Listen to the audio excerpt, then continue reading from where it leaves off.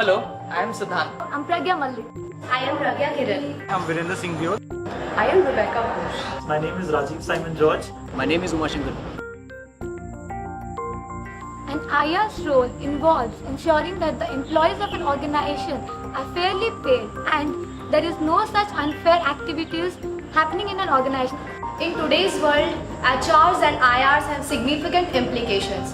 Human capital has similar importance to the physical capital.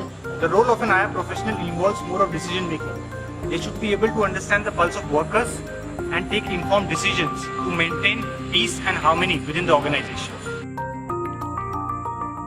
And I feel IR plays a very important role in promoting employee participation in each and every organization.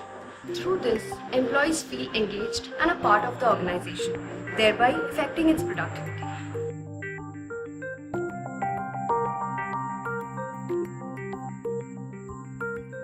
With the ever-dynamic business environment and government initiatives, today HR professionals have to be well-versed with the changing arena of employment laws so as to minimize the organization's liabilities for all aspects of HR expansion.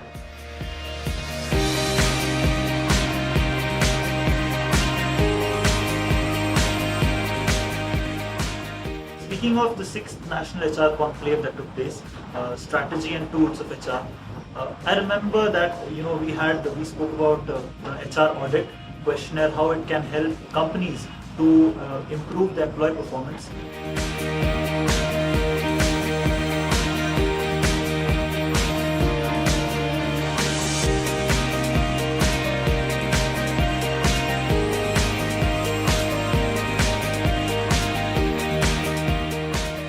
Now the role of HR and IR in the future is going to change a lot.